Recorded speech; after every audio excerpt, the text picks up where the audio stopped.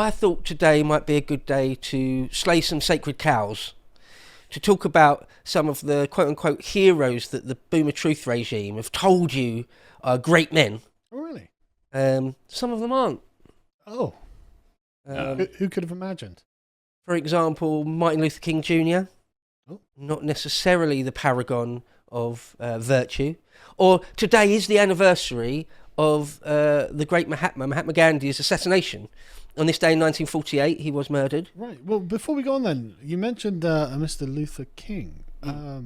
What possible objection could you have to his personal conduct?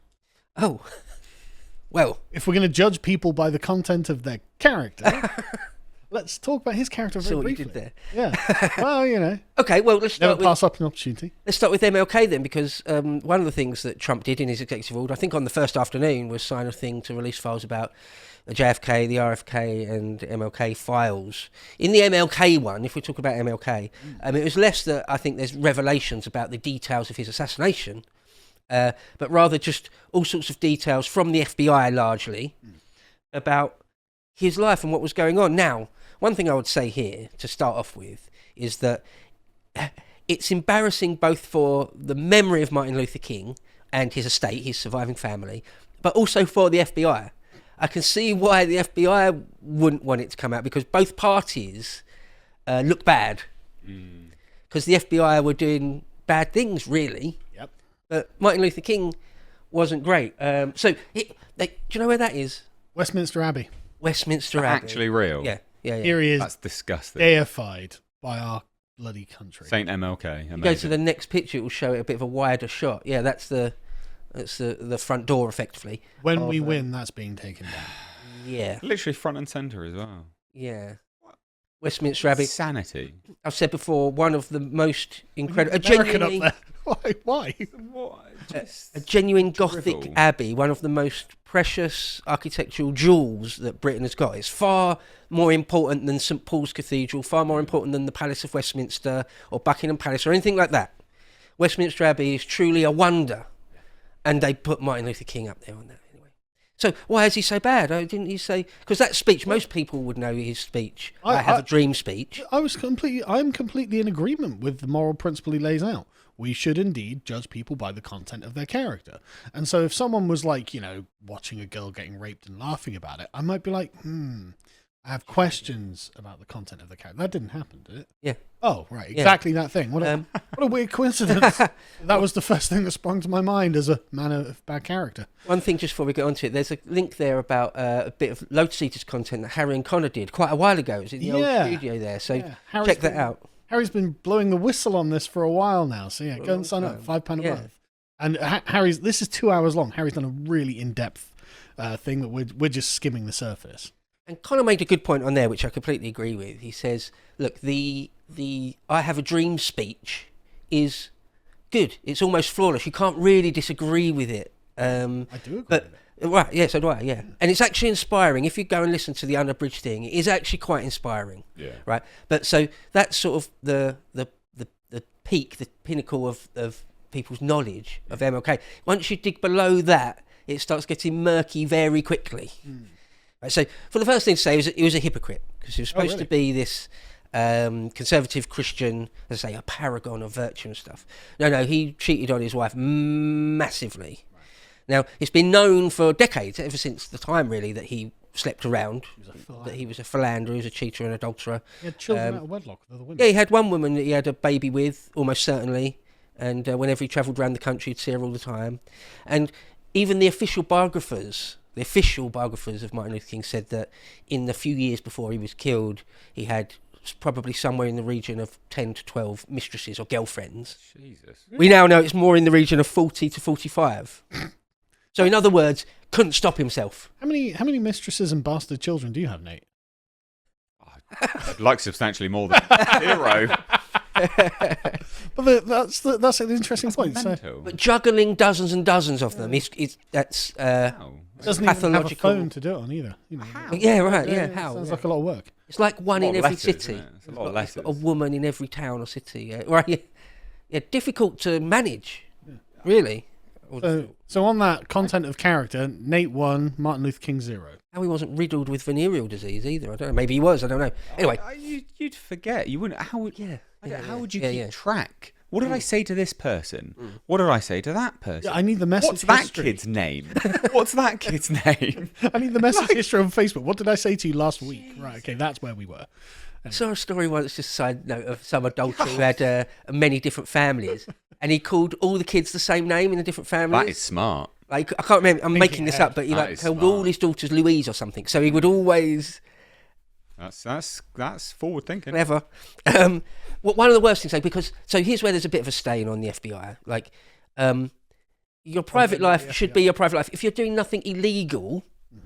Why would the police or the intelligence services be? They shouldn't have. Yeah, I agree with that. I mean, it's horrible to be an adulterer and a cheater, but it's not actually illegal. That's on your. So why are the FBI watching him and keeping tabs and counting all his mistresses and stuff? Yeah. But what if it does become illegal? Well, he was involved in certainly orgies. Again, not necessarily illegal, especially if the women are prostitutes and they've been paid for and they're consenting. Whatever, it's disgusting. But no, there is a criminal bit to it. Just because thing here. How many orgies got under your belt? 0. Really? Yeah. I've lived a very vanilla life. Yeah, Yeah, zero. same. I've Zero. never been to an orgy. Really. Enough. Enough. So there's a I'm just married with kids, mate. I don't know. So yeah. do an eyes wide shut billionaire party count as an orgy? I haven't been to any of those either. Yeah. Anyway, there's a quote here that King looked on and laughed as the pastor of Baltimore's Cornerstone Baptist Church allegedly raped a woman in the Willard Hotel. I believe the Willard Hotel was in Washington, D.C. Two very Christian people and a pastor. Yeah. I can see why we've got a statue of him at Westminster. So that's criminal and obviously degenerate and disgusting and wrong. But also at the same time, you've got to say, like, how did the FBI know that? They were bugging his hotel rooms and stuff? Yeah, he was a communist revolutionary, basically. Right. So let's move on. Let's move on from the actual sort of private life stuff. Also, he was, and this has been covered by all sorts of people over the years. So he was, of course, a Christian. So on some level, he's not just a hard like. So on some level, he can't be a full-blown Marxist, a full-blown sort of Maoist, Stalinist type communist. However, he hung around with communists. He was funded by them. Well, Lots of his political theory is just communist. And on and on. What's interesting is that the critical race theorists have been trying to square that circle with King. Basically, they view him as having a kind of Christian communism.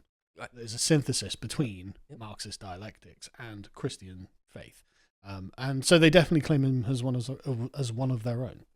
And he certainly was explicitly anti-white. Yeah, just saying, things like you have to just like the structural racism of whiteness and all the things you hear now. Actually, he wasn't a liberal. No, yeah, he was a communist. So people they only think of the "I have a dream" speech, and. Everyone should be, all black people should be free and treated equally. That's all well and good, but actually despised white culture and civilization and wanted to see it ripped down and destroyed and stuff. Sure, but the left would say, well, we agree with that, so we're not going to sit down Martin Luther King. Yeah. But as Saul Alinsky pointed out, you've got to make them live up to their own rule book, right? Make them live up to their own standards. So what I think that what we should do is propose that anyone who has not laughed at a woman being raped is eligible to have a statue in Westminster, right? Anyone who has can't have a statue at Westminster. Anyone on the left disagree with that? Just out of interest?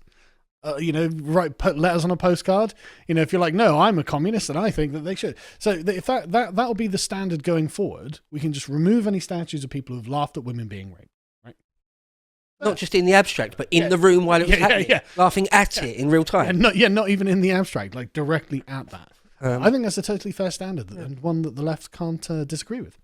Yeah, not just in Westminster, but literally above the portal of Westminster Abbey. I mean, revolting stuff. So, okay, there's various revelations about Martin Luther King. Most of the stuff we already knew. It's just a bit deeper and worse than we thought, and the FBI come out with a bit more stained. Explicitly, we already knew, really, that they were going above and beyond their remit. but we now know sort of for sure. I haven't got any love for the FBI, though, No, so I don't yeah. care if they look bad as well. Yeah, no, it's true. But yeah, scatter them to the winds. Yeah, no, the FBI are responsible for more human misery than Dr. King ever was, in my opinion. Yeah. So, yeah, of course. All right.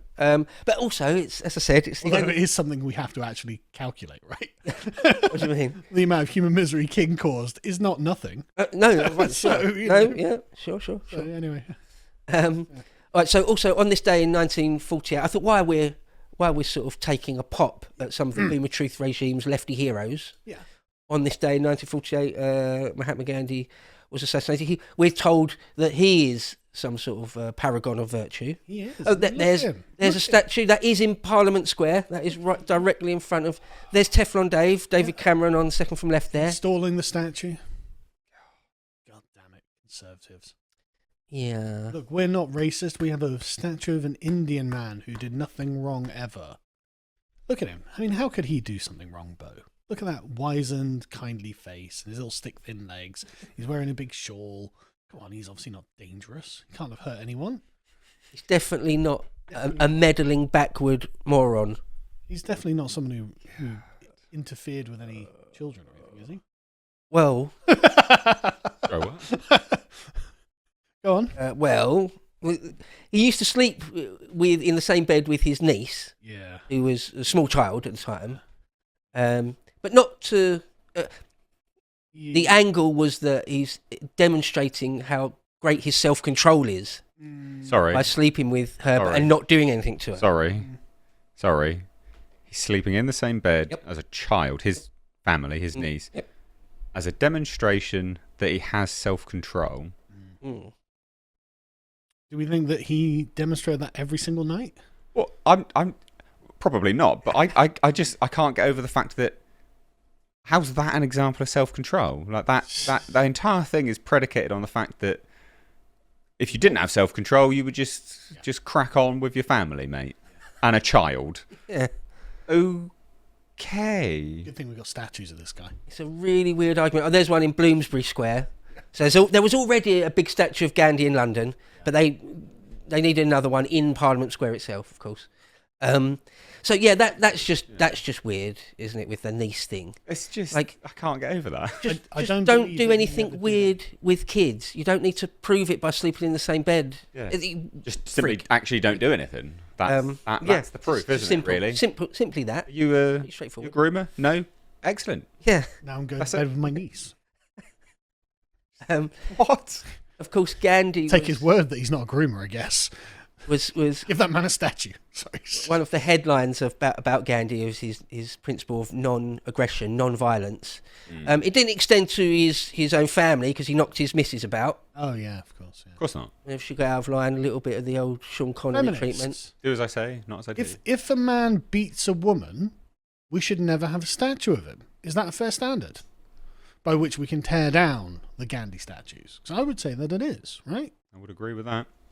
Yeah, I mean, it's not like he beat her black and blue, but if she got out of hand, he openly has said, "Yeah, I'll have to knock her down." If I, Oh. Yeah. How many times have you done that to your wife? Yeah. Weirdly, I've never done that to my wife either. Jesus. Really weird world we live in, isn't it? so again, that's just like No the statues of me around for not beating my wife. These are the personal jibes, which are kind of a low blow, although absolutely not insignificant in my mind. If you're If going you to get a put statues up to people, but then his actual politics. I mean, his doctrine of non-aggression was to the point, in my mind, of most people's minds, unless you're a pacifist, to the point of absurdity. Yeah. So here's a famous quote. He said, "Hitler killed 5 million Jews. It is the greatest crime of our time, but the Jews should have offered themselves to the butcher's knife." So he's a Holocaust denier as well. Wasn't denying it. It's 6 million. It's just, oh right, sorry, yeah. Sorry, go on. He didn't have the update. The quote is he said I know, 5. I know. So that's not me. That's the Mahatma's words. So you. But yeah, so the thing of non-aggression is Ridiculous. yeah. So if someone's been aggressive towards you, that's fine. Just let yourself be beaten Yes. or killed. Well, put it in Genocide. even stronger terms, because he lived obviously through the war years. Yeah. He wasn't assassinated until 1948. He said about Britain, he said Britain's struggle against the Nazis during World War II. He said, "I would like you to lay down your arms and that you have as being useless for saving you or humanity. You will invite Herr Hitler and Signor Mussolini to take what they want of your possessions in your beautiful island with your beautiful buildings. You will give all of these, but neither your souls nor your mind. If they do not give you free passage out, you will allow yourself, man, woman and child, to be slaughtered, but you will refuse to owe allegiance to them." Amazing. So how about no, actually? Yeah, I don't really feel like doing that. Mahatma. Fantastic logic. How about no? I'm not taking that kind of advice from a man who sleeps with his niece. And beats his And wife. beats his wife. Knocks his wife. Yeah, weirdly, my moral standards are: don't sleep with your young family members, don't beat your wife, and defeat your enemies. I think that's what he said to his wife. Listen, Yeah. right, Give yourself up. non-aggression, Yeah. right? If someone comes to you and they beat you, you've just got to allow it. Bosh! Yeah. Get down there! Yeah. Yeah, okay, I don't really want any more statues of this guy. Jesus. What I mean, an absolute moron. That's just moronic. Right. That- Why doesn't Pure idiocy. Why doesn't that standard apply to Hitler and bloody Mussolini, though? He's not lecturing Hitler and Mussolini. Look, stop fighting and offer yourselves up to the British, bro. No. We've got to offer ourselves up to the fascists. It's obviously because he just wants us to lose and Yeah, of suffer. course. Yeah, no, of course. Obviously. You know? His whole raison d'etre was anti-British and anti-colonial. And I don't blame him as well. So, for example, there is one good thing I would say about Gandhi, and I would agree with, is that we shouldn't have been ruled. Like, home rule in India is fine. I don't want to be ruled by Indians in England. Sure. And if So you're- the principle, I'm not like a rabid pro-colonialist.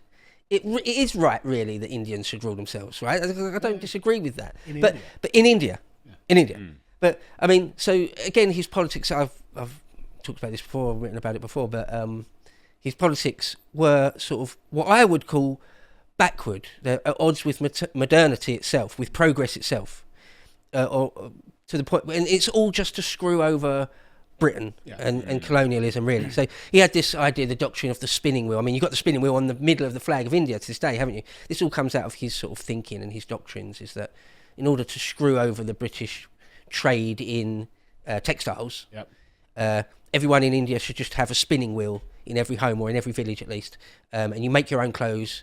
And I did wonder why they had a spinning wheel on their flag. I didn't know. it was both literally and also as a metaphor Right. for sort of economic independence.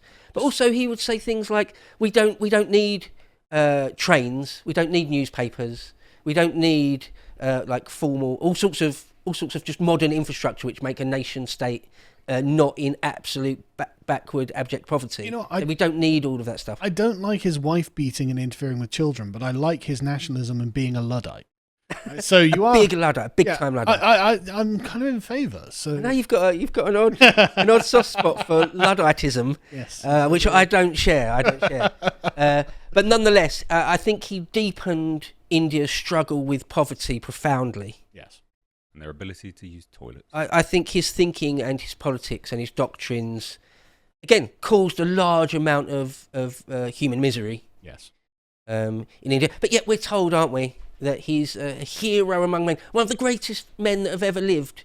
I hate to do this, but in the interest of time, I think we might have to move on to the next cow. Okay, all right. No, certainly. Well, I thought, why are we doing this? Why are we slaying some cows? Why not just mention Nelson Mandela? And another look, man there's who a did statue nothing of him also in Parliament Square there. Nelson Mandela, as we all know, a great hero. Definitely Right. not a terrorist. Oh, you stole my line. Sorry. Didn't do nothing Yep. ever. I mean, look at his well- face. He's a little old man. How could he have ever done anything like killing people? Well, As young ones.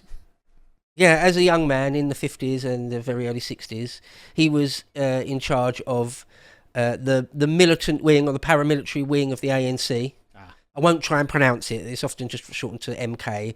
I really won't try and pronounce the actual name of it. But he was in charge of that, and to begin with, they were peaceful. Oh, complete communists, by the way.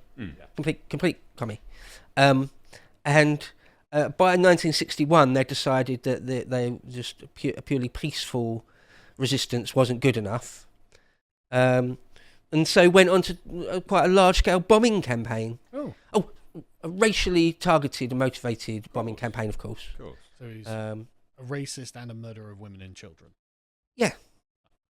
Adam's got a statue. So, because they put him in Robin Island for like, well, it was meant to be for life, and I think he served something like 27 years or something. It wasn't for nothing. Yeah. It wasn't to be mean. It's because he was the head of a terrorist organisation that got people killed. But there's a statue of him. Pick this guy out of a there's crowd. a statue of him. Oh, right. Yeah, no, Bob Geldof said he was a good dude. So, don't question that. Well, if it's good enough for Bob Geldof. Thatcher reminded us in the mid-80s, oh, actually, this dude is a terrorist, convicted leader of a terrorist organisation. So, in 61, on one day in December 1961, 57 bombs went off in South Africa. Jesus. Considering a relatively small number of people were killed, but that's not Well, that makes really sense, the point. Yeah. Well, So- back then, that would have been, we're saying relatively small amount of people were killed. Back then, that's And shocking. That would shock people to their absolute core. Sure, now, it's not that's like fine, but yeah. his side of the equation hadn't been oppressed and the victims of violence. I'm not saying any of that. I'm just saying it's not really right to hold him up as this whiter than white, perfect, ethereal being. No, he was involved in killings. Well, he just went on a racially motivated bombing campaign. He didn't beat his wife or anything. Or sleep with his niece. Oh, Winnie Mandela. Oh. Oh, how was she? She was well up. Well, we had to divorce her in the end because she was involved in necklacing and abduction of young people that died in her house. All sorts of. We don't talk about that. We don't talk about Winnie Mandela's crimes. We haven't got a statue of her as well, have we? I don't think so. Oh, God. Not yet. Yeah, not yet. Some boy Yeah. was kidnapped and was found dead in her home. And necklacing, when you get an old tyre, fill it with petrol, you put it over someone's arm like that, and so they've got a big tyre around her for the petrol. No, I didn't and know. you light Really? that. You've not done any necklacing I've before? not, no. You light that on fire It's and new watch to them burn. me. Yeah, Winnie Mandela said like stuff like, "We'll teach them, but with our necklaces." Right. Yeah, she was a scumbag. Yeah. Okay. Real scumbag. Anyway, Flippy. just quickly to run through it then. In the early 60s, they did something like 190 sabotage incidents. Often it just gets mentioned as sabotage. They weren't, to be fair, I don't know why I'm being fair, but they were like a modern Islamist. They're actually deliberately going for high casualty events. They weren't doing that. They were trying to like blow up things where they were to minimise casualties. However, something in the order of 70 odd people died. Right. Most of them civilians. Quite often it'll be a car bomb outside some sort of government building, and some random passerby who's just totally in the wrong place at the wrong time gets blown to smithereens, stuff like that. But not always stuff like that. They blow up one mall, a white mall, where women and a baby was blown to smithereens, stuff like this. And then he went to prison in like 1964, but then through the mid-70s through to the late 80s, the same organisation did 1,500 odd terrorist acts. So, okay, it's just the idea, don't buy the narrative that this is a perfect person. And then once they did get out of prison in the 90s and became the first black president of South Africa, then him and his government, continuing this to this day, ran that country into the ground in no uncertain terms, and it went from being one of the best, if not the best, arguably, depends how you measure it, country in Africa to one of the rape and carjack capitals of the world. No way. Brilliant. And all the farm murders Yeah. that go on there all the time. Again, among the most disgusting things, like the Mexican cartels, one of the most disgusting things you can hear about. There's definitely not a white genocide happening there. Definitely not. But there's a statue to him. So It must in be. Parliament Square of all places. Must So be a great politician. remember Live Aid? I do. So I remember Western liberals being like, yeah, just think about how nice Mandela is. and we haven't really got the time, and I won't bother. But I picked out a couple of clips where it's the classic, the way the leftoid media present it. They'll say there was a bombing campaign, but anyway. Like, literally like that. But also, Amnesty International said he's a good guy. Or whatever. International communist organisations. On the support Wikipedia page, it quite literally says there's no link to the details of all the bombings. It just mentions it. Interesting. It just mentions it. And just moves on to the next thing. Or in the same breath mentions he won a Nobel Peace Prize. If you would like to watch the full uncut version that is also uncensored, Head on over to lotuseaters.com to find out more.